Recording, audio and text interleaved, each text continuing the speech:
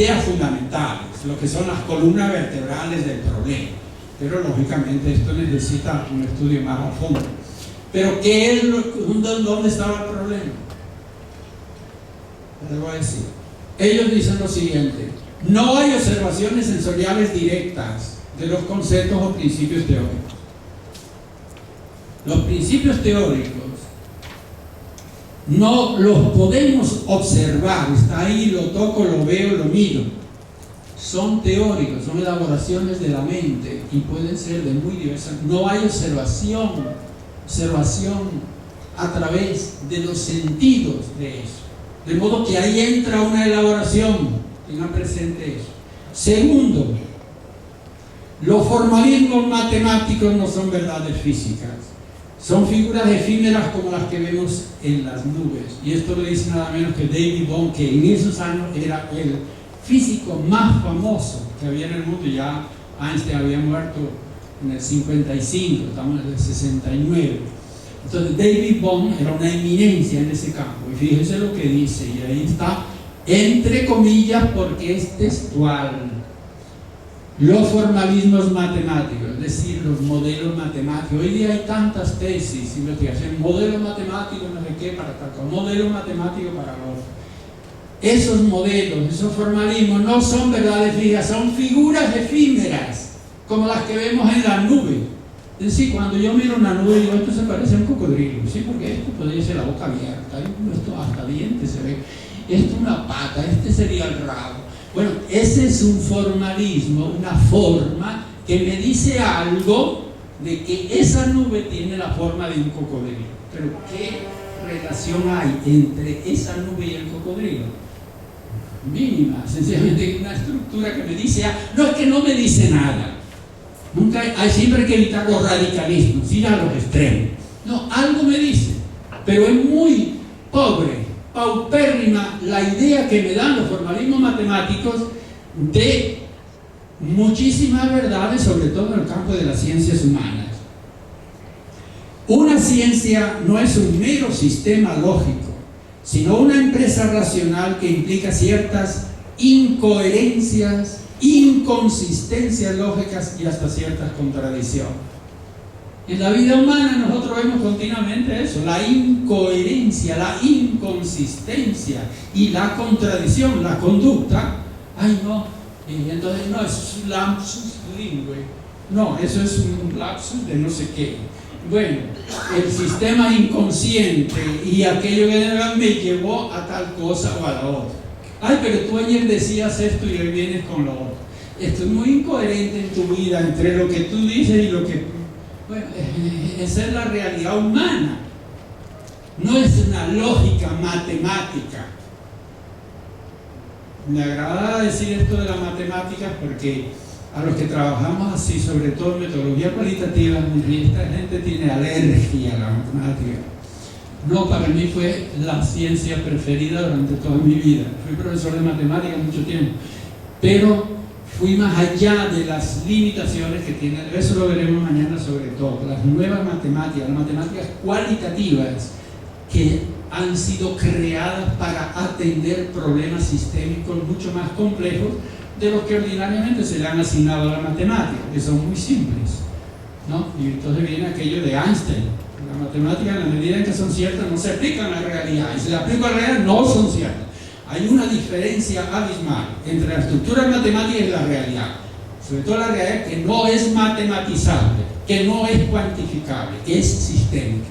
Tenemos eso con más detenimiento.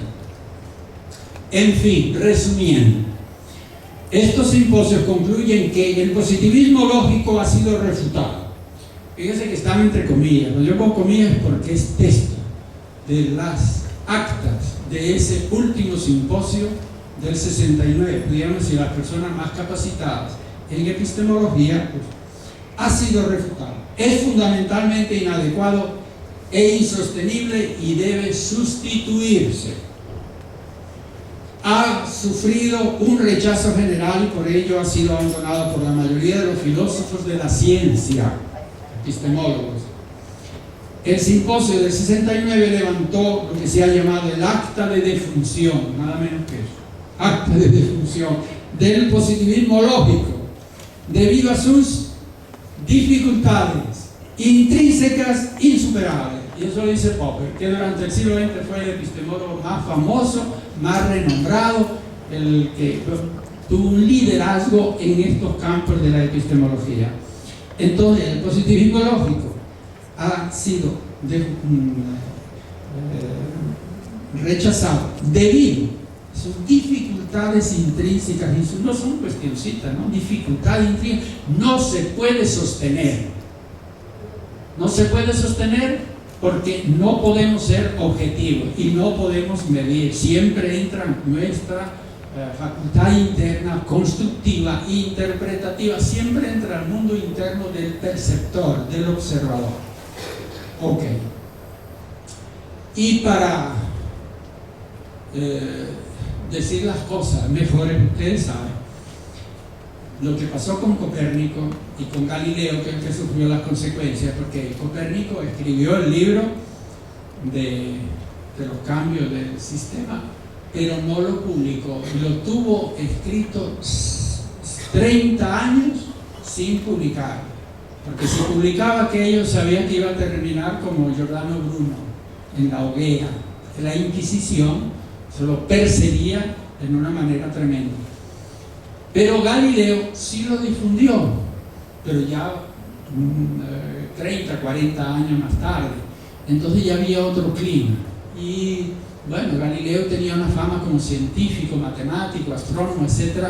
Y lo respetaron más, pero lo condenaron. Un jurado de 10 miembros, de los más calificados, por unanimidad condenó a Galileo. Le obligaron a retractarse.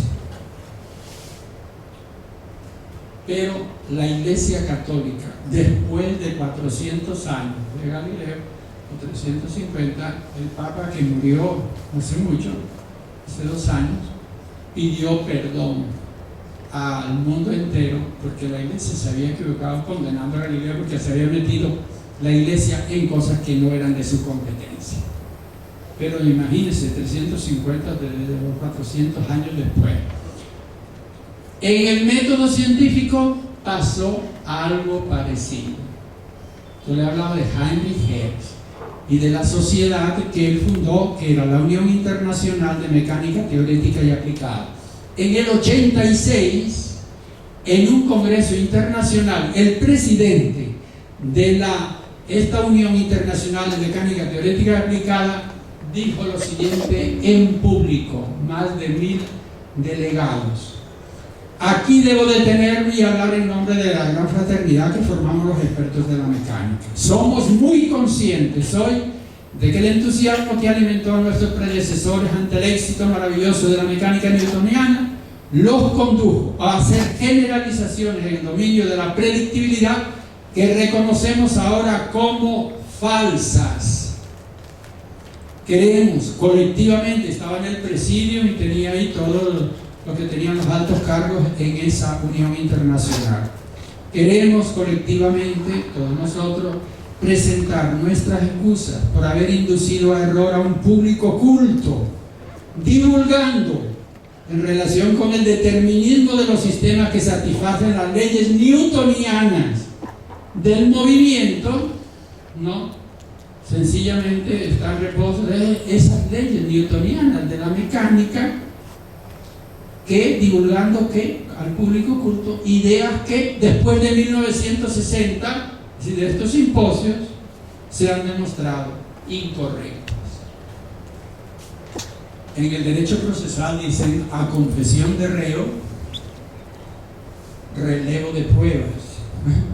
Él mismo pide excusa, igual que hizo el Papa, pero en este campo quiere decir que todos aquellos que trabajan en filosofía de la ciencia, en metodología, deben ser conscientes de esta realidad y no estar divulgando a estas alturas lo que ellos ya mismos han rechazado y han dicho que metieron la pata y que piden disculpas, etcétera, etcétera. Yo los invito a leer cosas de estas ante cualquier metodología para poder aplicar la metodología adecuada. Hoy día prácticamente ya tenemos una serie de corrientes como todas estas, corrientes postpositivistas, o sea que ya aceptan esto, esencialmente, de formas diversas, porque los grupos humanos y las corrientes tienen variantes, pero todas ya la forma postpositivista. Tanto la hermenéutica, que comenzó antes con Dieter y Heidegger, la teoría crítica de Habermas-Happel, el constructivismo, tiene diversas formas, la mente construye, el desconstruccionismo de Derrida, es decir, hay que deconstruir aquello que hemos construido mal, desarmarlo para armarlo adecuadamente, la desmetaforización